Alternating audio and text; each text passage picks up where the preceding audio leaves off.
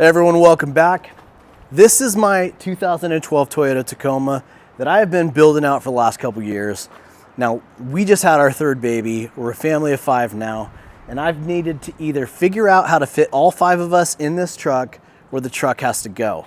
So today I want to kind of talk about what my solution to that problem has been. So whether you've got a 4Runner, a Tacoma, or some other vehicle that you really don't want to say goodbye to because of your expanding family, I've got something that I think is going to really work out well for you. Now, after I go over all that, I've also got some updates on the truck for those of you who really like following the Tacoma content. Let's get into it.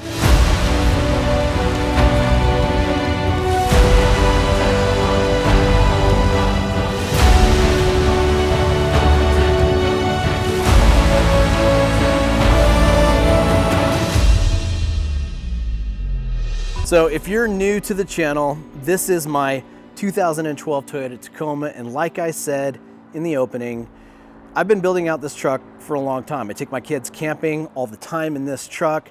Now, thankfully, my wife also has another vehicle. She's got a Highlander, and there is plenty of room for all of us in that vehicle. And it tends to be, you know, kind of like what we take around town most of the time. But as our family continues to grow, I have got to take the kids to school and soccer practice and stuff like that. And so the time's kind of come where I just needed the vehicle to fit my kids better. And if I couldn't make it work, I was gonna have to get rid of the truck, which I really did not want to do. So for those of you who are wondering, my daughter Whitney was born 2 weeks ago. She's one of the cutest little things you've ever seen. She's doing great, mom's doing great, and everything's been fantastic. And so things are we're kind of coming out of the craziness, and I'm getting back to working on the truck, getting ready for camping season because like spring is here, it's in the air, and you know, me and the kids are ready to get back after it. And so definitely getting going on the truck again. And with that being said, let's kind of show you guys what I've got going back in here to make this whole family of 5 situation work out. So it's no secret that these Tacomas, even the 4Runners, have some pretty small back seats. They just really haven't been made with, you know, big families, larger people in mind back here. Now, I've got to say, my kids are tiny, and so the problem wasn't necessarily the back seat not being big enough for tiny kids. The biggest problem has really been the car seats. Let's make this a little bit wider. So I have purchased some new car seats. These are the Diono 3R. They're the original 3 across car seat. And as you guys can see here, I mean, I'll probably insert a picture of my kids actually back here because we have been driving this around since the baby's been born with all 5 of us in here, and it's been just fine. Now, with their little legs, you know, my daughter sits here. She is our oldest. She's 5. Henry, my middle child, it feels weird to say that already, who is 3, sits right here. Now, he is at a size where his feet kind of just comfortably rest right here. I usually don't have this thing in here, but his feet kind of comfortably rest right here, and he's got plenty of room. Brooklyn is in the same position that she's been in for a really long time, and with this new car seat, she has even more room. And where it really gets important is the width. These are a little bit thinner. Now, the kids are not big, and so there's plenty of room back here for the kids, but the way most car seats are created, they're big, they're bulky, they're wide, and they stick out. And there's just not room for 3 standard car seats in a back seat of a smaller vehicle. They just don't make these with the family or future or expansion in mind at all. But these Diono 3R car seats really do work good. Now let me go on the other side real quick to show you the little infant seat, rear-facing infant seat setup. So this is the same base that we've been using for all 3 of our kids. We've used the same infant carrier for all 3 of our kids. I didn't have to change that out because just changing out these 2 car seats gave us enough room to just clip this baby carrier seat in as normal, and everything just fit just fine. The baby carrier does barely kind of bump up against this car seat right here, but snaps into place just fine. Now you can also get a rear-facing Diono 3R that will work for an infant as well if you wanted to do that. Now when the time comes, I don't know exactly what I'm going to do yet. I may order another one of these when my daughter Whitney is forward facing, but that's like a year off. And so for now, we're just kind of rolling with this. I may also just do a booster seat for Brooklyn in the middle here, my oldest daughter, and then just scoot this car seat over for Whitney. And so that is what that situation looks like.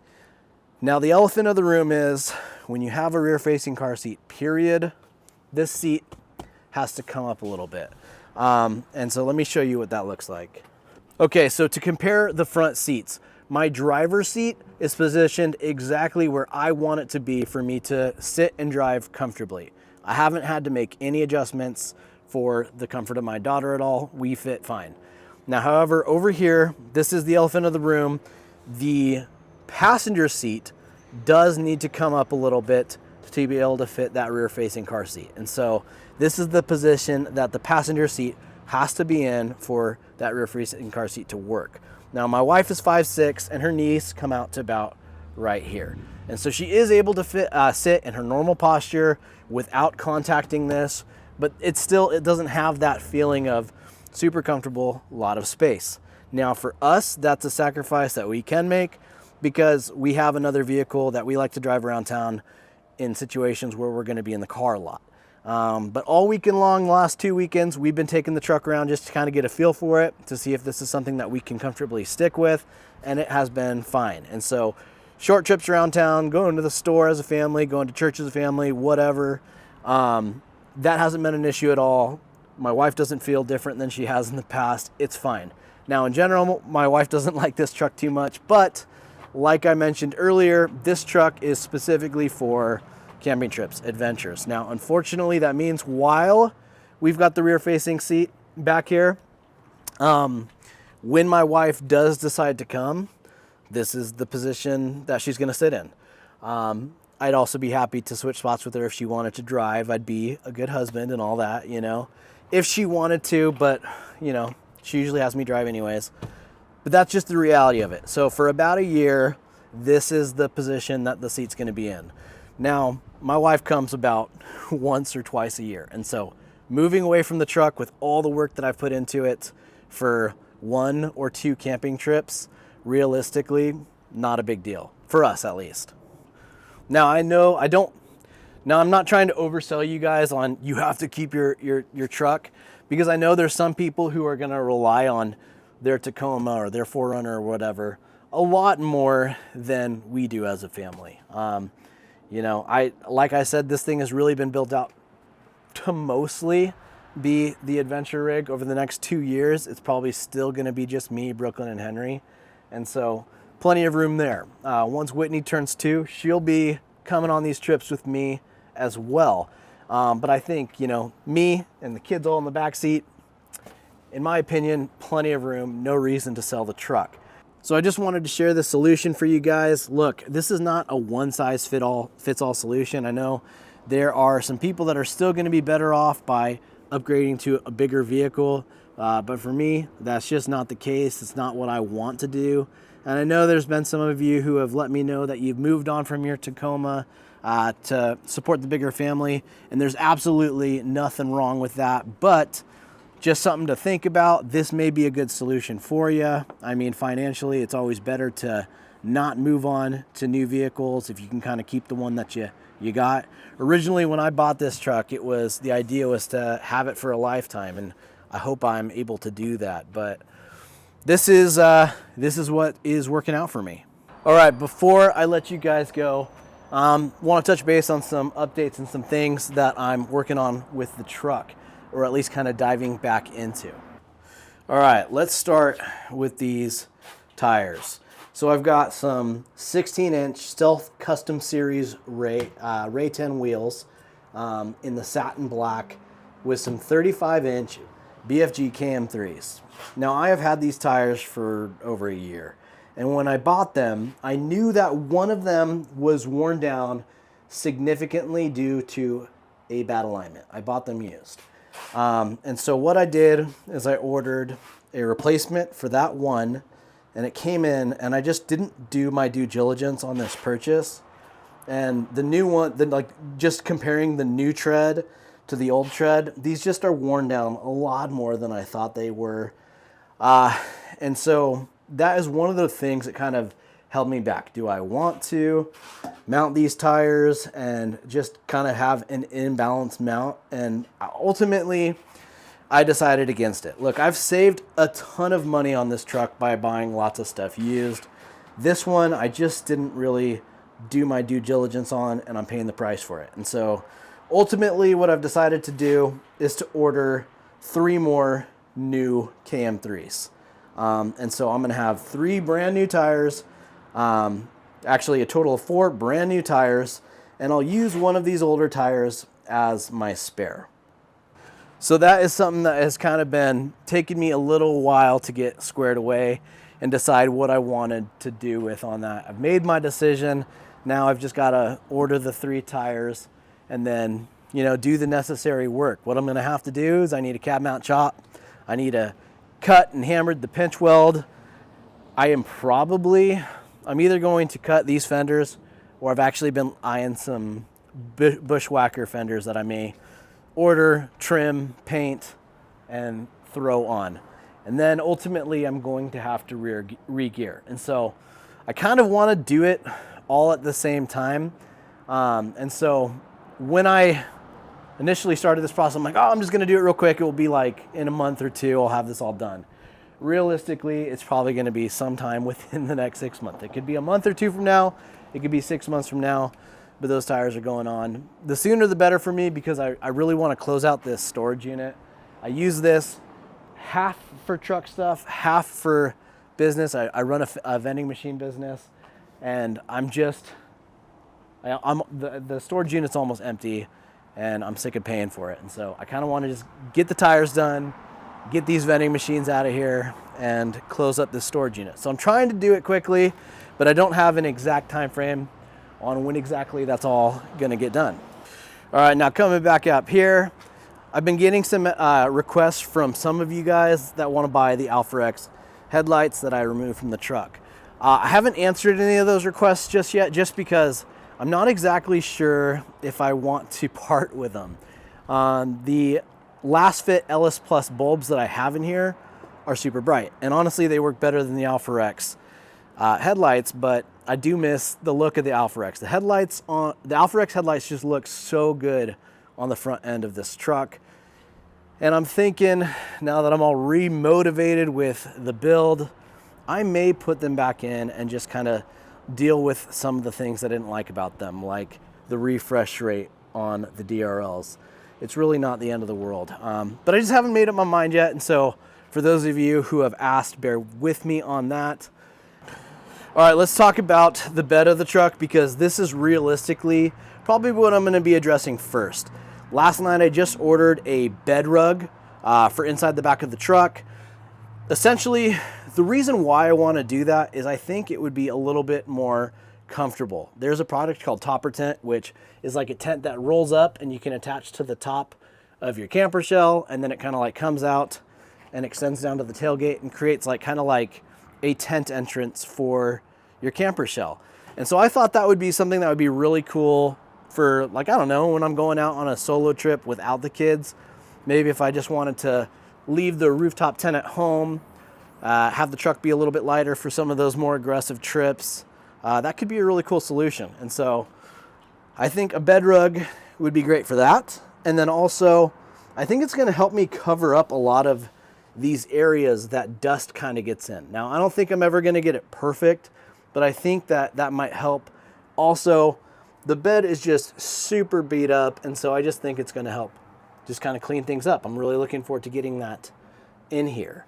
Now, when I do the bed rug, I'm probably gonna take these bed boxes out, repaint them, get some new bolts, because on the trail, some of these have disappeared. I have a new 12 volt outlet plate that I'm going to be swapping out for this one. So I'm going to kind of be redoing some electrical, working on getting a new fridge and a fridge slide that's probably going to mount right here.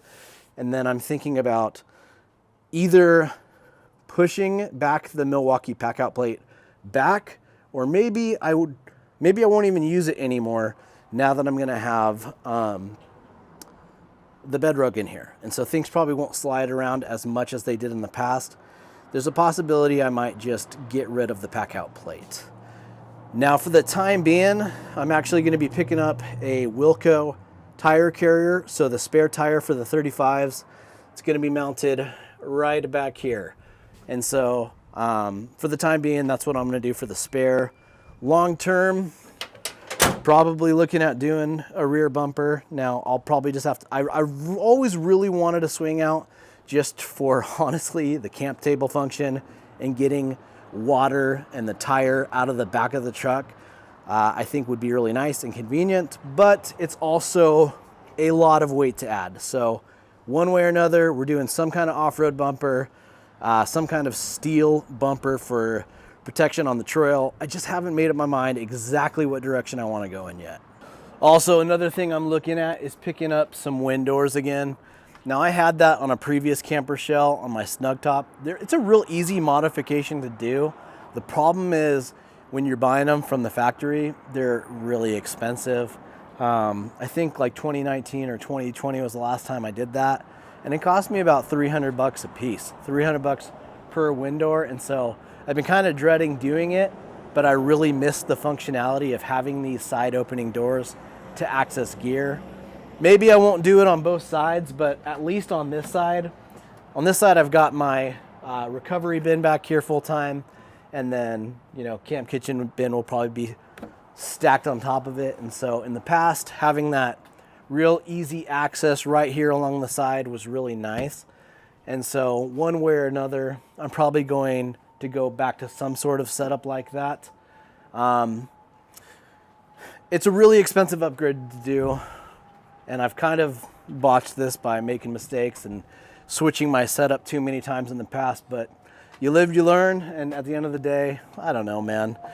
I'm always gonna be doing mods and changes to this truck. It's just what I do. Okay, in here, now this is probably a long way off, but I've been talking about doing cat skin leather seats for a super long time. You can see like this passenger seat is stained, and then the driver's seat. It just would be really nice to have those nice comfortable leather seats.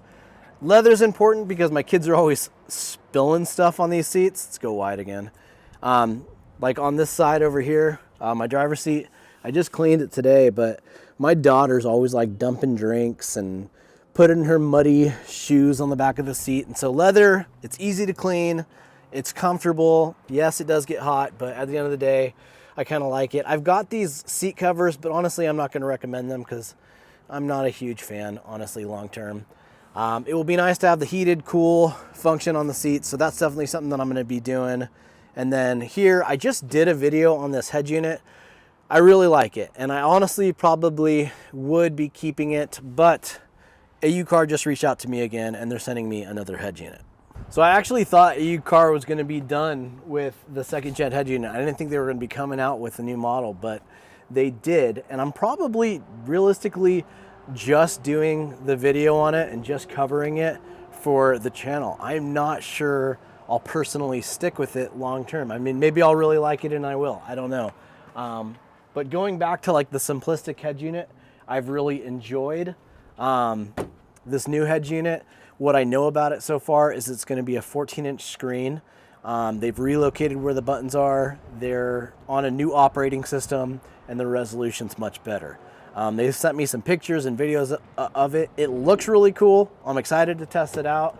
If I fall in love with it, maybe I'll keep it, but I'm kind of torn because I just did all this stuff to the interior and I'm kind of really liking the setup right now. And so I said I'd do it. I know a lot of you guys will want to see it, and so we'll do the video for that reason, and we'll go from there. So people have been asking for some more Tacoma content. After taking a month off, I thought this was a great place to start. Really excited to get back on the trail, get some camping in with the kiddos, work on the truck. 2024, off to a great start. Gonna be a great summer. Thanks for watching, you guys. We'll see you in the next one.